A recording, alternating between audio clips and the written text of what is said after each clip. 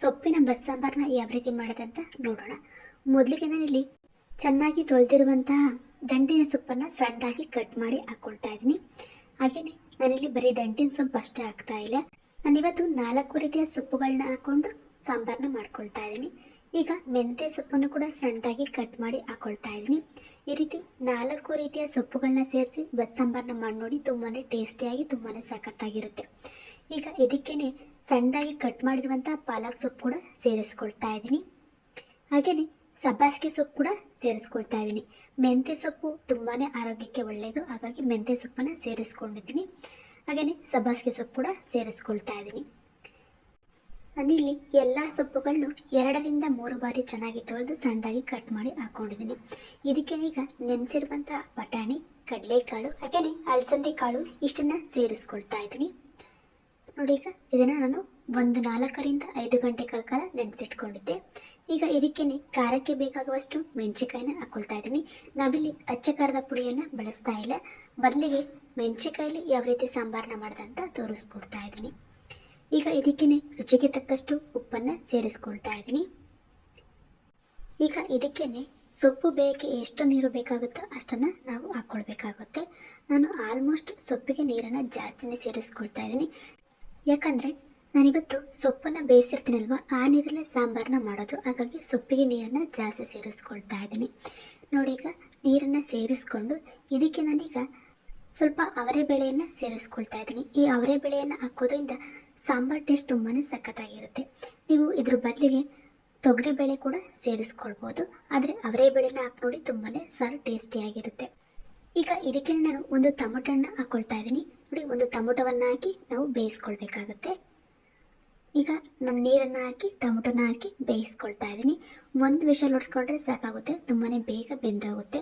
ಹಾಗಾಗಿ ನಾನೀಗ 1 ವಿಷಲ್ ಹಾಕಿಸ್ಕೊಳ್ತಾ ಇದ್ದೀನಿ. ನೋಡಿ, ಈಗ ನಾನು 1 ವಿಷಲ್ ಹಾಕಿಸ್ಕೊಂಡು ಅದು ರೆಡಿ ಆಗೋ ಹೊತ್ತಿಗೆ ಇದಕ್ಕೆ ಬೇಕಾಗಿರುವಂಥ ಸಾಮಗ್ರಿಗಳನ್ನ ರೆಡಿ ಮಾಡ್ಕೊಳ್ಳೋಣ. ಮೊದಲಿಗೆ ನಾನಲ್ಲಿ ಹುಣಸೆ ಹಣ್ಣನ್ನು ನೆನೆ ಹಾಕ್ಕೊಳ್ತಾ ಇದ್ದೀನಿ.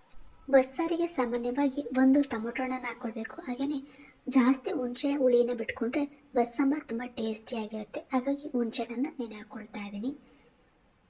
ನೋಡಿ, ಈಗ ಸೊಪ್ಪು ಕೂಡ ಬೆಂದಿದೆ. 1 ವಿಷಲ್ ಆದ ತಕ್ಷಣ ತೆಗೆದು ತೋರಿಸ್ತಾ ಇದ್ದೀನಿ, ತುಂಬಾ ಚೆನ್ನಾಗಿ ಬೆಂದಿದೆ. ಈಗ ಬೆಂದಿರುವಂಥ ಟೊಮೊಟೊ, ಮೆಣಸಿಕಾಯಿ ಎಲ್ಲವನ್ನೂ ಕೂಡ ನಾನು ಸಪ್ರೇಟ್ ತೆಗೆದಿಟ್ಕೊಳ್ಬೇಕಾಗುತ್ತೆ. ಹಾಗಾಗಿ ಎಲ್ಲವನ್ನೂ ನೋಡಿ ಈಗ ತೆಗೆದಿಟ್ಕೊಳ್ತಾ ಇದ್ದೀನಿ.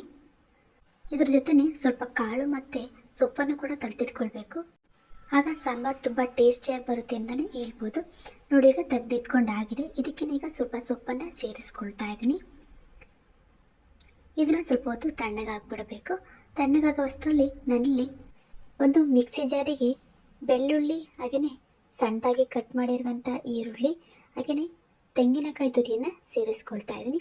ಈಗ ಇದಕ್ಕೆ ನಾನು ಆವಾಗಲೇ ತೆಗೆದಿಟ್ಟಿರುವಂತಹ ಮೆಣಸಿಕಾಯಿ, ಟೊಮೊಟೊ, ಹಾಗೆಯೇ ಸೊಪ್ಪನ್ನು ಸೇರಿಸ್ಕೊಳ್ತಾ ಇದ್ದೀನಿ.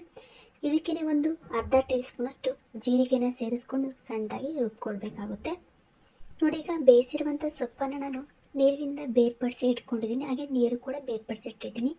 ಇದಕ್ಕೆ ಈಗ ಸಣ್ಣದಾಗಿ ಕಟ್ ಮಾಡಿರುವ ಈರುಳ್ಳಿ ಮತ್ತು ತೆಂಗಿನಕಾಯಿ ತುರಿಯನ್ನು ತೊಗೊಂಡಿದ್ದೀನಿ. ಈಗ ಒಂದು ಪಾತ್ರೆಯನ್ನು ಇಟ್ಕೊಂಡು ಪಾತ್ರೆ ಕಾಯ್ದ ಮೇಲೆ ಎಣ್ಣೆಯನ್ನು ಹಾಕ್ಕೊಂಡು, ಎಣ್ಣೆ ಕಾಯ್ದ ಮೇಲೆ ಸಣ್ಣಗೆ ಹೆಚ್ಚಿರುವಂತಹ ಈರುಳ್ಳಿನ ಹಾಕ್ಕೊಂಡು ಚೆನ್ನಾಗಿ ಫ್ರೈ ಮಾಡ್ಕೊಳ್ಬೇಕು. ಈರುಳ್ಳಿ ಕಲರ್ ಚೇಂಜ್ ಆಗಬೇಕು, ಅಲ್ಲಿವರೆಗೂ ನಾವು ಇದನ್ನು ಚೆನ್ನಾಗಿ ಫ್ರೈ ಮಾಡ್ಕೊಳ್ಬೇಕಾಗುತ್ತೆ. ನೋಡಿ, ಈಗ ಇದನ್ನು ಚೆನ್ನಾಗಿ ಫ್ರೈ ಮಾಡ್ಕೊಳ್ತಾ ಇದ್ದೀನಿ. ಈಗ ಇದಕ್ಕೆ ನಾನು ರುಚಿಗೆ ತಕ್ಕಷ್ಟು ಉಪ್ಪನ್ನು ಸೇರಿಸ್ಕೊಂಡಿದ್ದೀನಿ. ನಾನು ಆವಾಗಲೇ ಸೊಪ್ಪನ್ನು ಬೇಯಿಸೋಕ್ಕೆ ಉಪ್ಪನ್ನು ಹಾಕ್ಕೊಂಡಿದ್ದೆ, ಹಾಗಾಗಿ ಇದಕ್ಕೆ ಸ್ವಲ್ಪ ಉಪ್ಪನ್ನು ಸೇರಿಸ್ಕೊಳ್ಬೇಕಾಗುತ್ತೆ.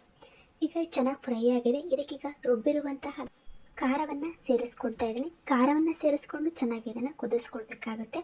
ಒಂದು 5 ನಿಮಿಷ ಇದನ್ನು ಚೆನ್ನಾಗಿ ಕುದಿಸ್ಕೊಳ್ಬೇಕು ಎಣ್ಣೆಯಲ್ಲಿ. ಸಾಮಾನ್ಯ ಒಂದೊಂದು ಕಡೆಯಲ್ಲಿ ಒಂದೊಂದು ರೀತಿಯಾದಂತಹ ಉಪ್ಸಾರನ್ನು ಮಾಡಿರ್ತೀರ, ಆದರೆ ಒಂದ್ಸಲ ಈ ರೀತಿ ಬಸ್ಸಾಂಬಾರನ್ನ ಟ್ರೈ ಮಾಡಿ, ತುಂಬಾ ಸಖತ್ತಾಗಿರುತ್ತೆ ಅಂತಲೇ ಹೇಳ್ಬೋದು. ನೀವು ಈ ರೀತಿ ಒಂದ್ಸಲ ಬಸ್ಸಾರನ್ನ ಮಾಡಿಕೊಂಡ್ರೆ ಉಪ್ಸಾರನ್ನ ಮರೆತೇ ಹೋಗ್ತೀರ, ಅಷ್ಟು ಸೂಪರ್ ಆಗಿರುತ್ತೆ. ಈಗ ಇದಕ್ಕೆ ನೆನೆಸಿಟ್ಟಿರುವಂಥ ಹುಣಸೆಹಣ್ಣನ್ನು ಸೇರಿಸ್ಕೊಳ್ತಾ ಇದ್ದೀನಿ. ಬಸ್ಸಾಂಬಾರುಗಳಿಗೆಲ್ಲ ಹುಣಸೆಹಣ್ಣು ಹಾಕಿದರೆ ಟೇಸ್ಟ್ ಮಾತ್ರ ತುಂಬಾ ಸಖತ್ತಾಗಿರುತ್ತೆ ಅಂತಲೇ ಹೇಳ್ಬೋದು. ಈಗ ಚೆನ್ನಾಗಿ ಕುದ್ದಿದೆ. ಇದಕ್ಕೆ ನಾನೀಗ ಬಸ್ತಿರುವಂತಹ ಸೊಪ್ಪಿನ ನೀರನ್ನು ಸೇರಿಸ್ಕೊಳ್ತಾ ಇದ್ದೀನಿ. ನೋಡಿ, ಈಗ ಬಸ್ತಿರುವಂಥ ಸೊಪ್ಪಿನ ನೀರನ್ನು ಪೂರ್ತಿ ಸೇರಿಸ್ಕೊಳ್ಬೇಕು. ನೋಡಿ, ಈಗ ಇದನ್ನು ಚೆನ್ನಾಗಿ ಕುದಿ ಹಾಕ್ಬಿಟ್ರೆ ನಮಗೆ ಬಸ್ಸಾಂಬಾರು ರೆಡಿ ಆಗುತ್ತೆ ಅಂತಲೇ ಹೇಳ್ಬೋದು. ತುಂಬಾ ಟೇಸ್ಟಿಯಾಗಿರುವಂಥ ಬಸ್ಸಾಂಬಾರು. ಇದಕ್ಕೆ ಈಗ ಸ್ವಲ್ಪ ತೆಂಗಿನಕಾಯಿ ತುರಿಯನ್ನು ಸೇರಿಸ್ಕೊಳ್ತಾ ಇದ್ದೀನಿ. ಈ ರೀತಿ ಸೇರಿಸೋದ್ರಿಂದ ನಿಮಗೆ ಟೇಸ್ಟ್ ತುಂಬಾ ಸಖತ್ತಾಗಿರುತ್ತೆ ಅಂತಲೇ ಹೇಳ್ಬೋದು. ಈ ಬಸ್ಸಾಂಬಾರು ಕುದ್ದು ರೆಡಿಯಾಗುವಷ್ಟರಲ್ಲಿ ನಾನಿಲ್ಲಿ ಸೊಪ್ಪಿನ ಪಲ್ಯವನ್ನು ರೆಡಿ ಮಾಡ್ಕೊಳ್ತಾ ಇದ್ದೀನಿ. ಮೊದಲಿಗೆ ಒಂದು ಪಾತ್ರೆಯನ್ನು ಇಟ್ಕೊಂಡಿದ್ದೀನಿ. ಪಾತ್ರೆ ಕಾಯ್ದ ಮೇಲೆ ಎಣ್ಣೆಯನ್ನು ಹಾಕ್ಕೊಳ್ತಾ ಇದ್ದೀನಿ. ಎಣ್ಣೆ ಹಾಕ್ಕೊಂಡು ಚೆನ್ನಾಗಿ ಕಾಯಿಸ್ಕೊಂಡು ಇದಕ್ಕೆ ನಾನು ಒಂದು 2 ಈರುಳ್ಳಿಯನ್ನು ಸಣ್ಣದಾಗಿ ಕಟ್ ಮಾಡಿ ಹಾಕ್ಕೊಂಡು ಇದನ್ನು ಚೆನ್ನಾಗಿ ಬೇಯಿಸ್ಕೊಳ್ತಾ ಇದ್ದೀನಿ. ಈರುಳ್ಳಿಯನ್ನು ಚೆನ್ನಾಗಿ ಫ್ರೈ ಮಾಡ್ಕೊಳ್ಬೇಕು. ಹಾಗೆಯೇ ಇದಕ್ಕೆ ರುಚಿಗೆ ತಕ್ಕಷ್ಟು ಉಪ್ಪನ್ನು ಸೇರಿಸ್ಕೊಳ್ತಾ ಇದ್ದೀನಿ. ಉಪ್ಪನ್ನು ಸೇರಿಸ್ಕೊಂಡಿಗ ಚೆನ್ನಾಗಿ ಇದನ್ನು ಫ್ರೈ ಮಾಡ್ಕೊಳ್ಬೇಕು. ಒಂದು 5 ನಿಮಿಷ ಈರುಳ್ಳಿಯನ್ನು ಚೆನ್ನಾಗಿ ಫ್ರೈ ಮಾಡಿಕೊಂಡ್ರೆ ಸಾಕಾಗುತ್ತೆ. ಈರುಳ್ಳಿ ಕಲರ್ ಚೇಂಜ್ ಆಗಬೇಕು, ಅಲ್ಲಿವರೆಗೂ ನಾವು ಇದನ್ನು ಚೆನ್ನಾಗಿ ಫ್ರೈ ಮಾಡ್ಕೊಳ್ಬೇಕಾಗುತ್ತೆ. ಈಗ ನೋಡಿ ಇದು ಚೆನ್ನಾಗಿ ಫ್ರೈ ಆಗಿದೆ. ಇದಕ್ಕೆ ನಾನೀಗ ಸ್ವಲ್ಪ ಖಾರವನ್ನು ತೆಗೆದಿಟ್ಕೊಂಡಿದ್ದೆ, ಇದನ್ನು ಸೇರಿಸ್ಕೊಳ್ತಾ ಇದ್ದೀನಿ. ಒಂದು ಅರ್ಧ ಕಪ್ಪಿನಷ್ಟು ಖಾರವನ್ನು ಹಾಕ್ಕೊಂಡು ಚೆನ್ನಾಗಿ ಇದನ್ನು ಫ್ರೈ ಮಾಡ್ಕೊಳ್ಬೇಕಾಗುತ್ತೆ. ನೋಡಿ ಎಣ್ಣೆಲಿ ಈ ರೀತಿ ಚೆನ್ನಾಗಿ ಫ್ರೈ ಮಾಡಿಕೊಂಡ್ರೆ ನಿಮಗೆ ಸೊಪ್ಪಿನ ಪಲ್ಯ ಕೂಡ ತುಂಬಾ ಟೇಸ್ಟಿಯಾಗಿ ಬರುತ್ತೆ. ಸೊಪ್ಪಿನ ಪಲ್ಯ ಕೂಡ ಒಬ್ಬೊಬ್ಬರು ಒಂದೊಂದು ಶೈಲಿಯಲ್ಲಿ ಮಾಡ್ತಾರೆ, ಆದರೆ ಒಂದ್ಸಲ ಈ ರೀತಿ ಸೊಪ್ಪಿನ ಪಲ್ಯವನ್ನು ಮಾಡ್ಕೊಳ್ತೀನಿ. ತುಂಬಾ ಟೇಸ್ಟಿಯಾಗಿ ತುಂಬಾ ಸಖತ್ತಾಗಿರುತ್ತೆ ಅಂತಲೇ ಹೇಳ್ಬೋದು. ನೋಡಿ ಈಗ ಚೆನ್ನಾಗಿ ಕುದ್ದಿದೆ. ಇದಕ್ಕೆ ನಾನು ಆವಾಗಲೇ ನೀರಿಂದ ಬೇರ್ಪಡಿಸಿ ಇಟ್ಟಿರುವಂತಹ ಸೊಪ್ಪನ್ನು ಸೇರಿಸ್ಕೊಳ್ತಾ ಇದ್ದೀನಿ. ಚೆನ್ನಾಗಿ ಬೇಯಿಸಿ ಬಸ್ತಿರುವಂಥ ಸೊಪ್ಪನ್ನು ಸೇರಿಸ್ಕೊಳ್ತಾ ಇದ್ದೀನಿ. ಈಗ ಇದನ್ನು ಚೆನ್ನಾಗಿ ಮಿಕ್ಸ್ ಮಾಡ್ಕೊಳ್ಬೇಕು. ಒಂದು 2 ನಿಮಿಷ ಇದನ್ನು ಚೆನ್ನಾಗಿ ಮಿಕ್ಸ್ ಮಾಡ್ಕೊಳ್ಬೇಕು. ಒಂದ್ಸಲ ಈ ರೀತಿ ಬಸ್ಸಾಂಬಾರು ಹಾಗೆಯೇ ಸೊಪ್ಪಿನ ಪಲ್ಯವನ್ನು ಟ್ರೈ ಮಾಡಿ ತುಂಬಾ ಇಷ್ಟಪಟ್ಟು ಊಟ ಮಾಡ್ತೀರಾ. ಅದರಲ್ಲೂ ನಮ್ಮ ಹಳ್ಳಿ ಕಡೆಯಲ್ಲಿ ಜಾಸ್ತಿ ಮಾಡೋದು ನಾವು ಈ ಸೊಪ್ಪಿನ ಬಸ್ಸಾಂಬಾರು ಮತ್ತು ಸೊಪ್ಪಿನ ಪಲ್ಯ. ನೋಡಿ ಇದಕ್ಕೀಗ 1 ಕಪ್ಪಿನಷ್ಟು ತೆಂಗಿನಕಾಯಿ ತುರಿನ ಸೇರಿಸ್ಕೊಳ್ತಾ ಇದ್ದೀನಿ. ಆದಷ್ಟು ತೆಂಗಿನಕಾಯಿ ತುರಿ ಜಾಸ್ತಿ ಹಾಕೋದ್ರಿಂದ ಈ ಸೊಪ್ಪಿನ ಪಲ್ಯ ತುಂಬಾ ಟೇಸ್ಟ್ ಕೊಡುತ್ತೆ ಅಂತಲೇ ಹೇಳ್ಬೋದು. ನೋಡಿ ಈಗ ಇದನ್ನು ಚೆನ್ನಾಗಿ ಮಿಕ್ಸ್ ಮಾಡ್ಕೊಳ್ಬೇಕು. ಒಂದು 2 ನಿಮಿಷ ತೆಂಗಿನಕಾಯಿ ಹಾಕಿದ ಮೇಲೆ ಚೆನ್ನಾಗಿ ಮಿಕ್ಸ್ ಮಾಡ್ಕೊಳ್ಬೇಕು. ಆಗ ನೀವು ಬೆಳಗ್ಗೆಯಿಂದ ಸಂಜೆ ತನಕ ಇಟ್ಟರು ಸೊಪ್ಪಿನ ಪಲ್ಯ ಏನೂ ಆಗಲ್ಲ, ತುಂಬಾ ಟೇಸ್ಟಿಯಾಗಿರುತ್ತೆ ಮತ್ತು ಹಾಳಾಗೋದು ಇಲ್ಲ, ಅಷ್ಟು ಸೂಪರಾಗಿರುತ್ತೆ. ನೋಡಿ ಈಗ ನಮಗೆ ಸೊಪ್ಪಿನ ಪಲ್ಯ ಕೂಡ ರೆಡಿಯಾಗಿದೆ. ಹಾಗೆಯೇ ಈ ಕಡೆ ಬಸ್ಸಾಂಬಾರನ್ನ ಕುದಿಯೋಕೆ ಇಟ್ಟಿದ್ದೆ, ಅದು ಕೂಡ ನಮಗೆ ಚೆನ್ನಾಗಿ ಕುದೀತಾ ಇದೆ. ಸೊಪ್ಪಿನ ಸಾಂಬಾರು ಕೂಡ ರೆಡಿಯಾಗಿದೆ. ತುಂಬಾ ಟೇಸ್ಟಿಯಾಗಿರುವಂಥ ಸೊಪ್ಪಿನ ಸಾಂಬಾರು ಹಾಗೆಯೇ ಸೊಪ್ಪಿನ ಪಲ್ಯ ಮುದ್ದೆ ಹಾಗೆಯೇ ಅನ್ನಕ್ಕೆ ಎಲ್ಲದಕ್ಕೂ ಕೂಡ ತುಂಬಾ ಟೇಸ್ಟ್ ಕೊಡುವಂಥ ಸೊಪ್ಪಿನ ಸಾಂಬಾರು ಹಾಗೆಯೇ ಸೊಪ್ಪಿನ ಪಲ್ಯವನ್ನು ಯಾವ ರೀತಿ ಮಾಡೋದಂತ ಹೇಳ್ಕೊಟ್ಟಿದ್ದೀನಿ. ಅದರಲ್ಲೂ ಸೊಪ್ಪಿನ ಬಸ್ಸಾಂಬಾರು ಒಂದ್ಸಲ ಈ ರೀತಿ ಟ್ರೈ ಮಾಡಿ ನೋಡಿ, ತುಂಬಾ ಇಷ್ಟ ಆಗುತ್ತೆ. ಇವತ್ತಿನ ಈ ಸೊಪ್ಪಿನ ಬಸ್ಸಾಂಬಾರು ರೆಸಿಪಿ ನಿಮಗೆ ಇಷ್ಟ ಆಗಿದರೆ ಲೈಕ್ ಮಾಡಿ, ಶೇರ್ ಮಾಡಿ, ಸಬ್ಸ್ಕ್ರೈಬ್ ಆಗಿ. ನಮ್ಮ ಎಲ್ಲ ವಿಡಿಯೋಗಳನ್ನು ನೋಡ್ತಾ ಇರಿ. ಧನ್ಯವಾದಗಳು.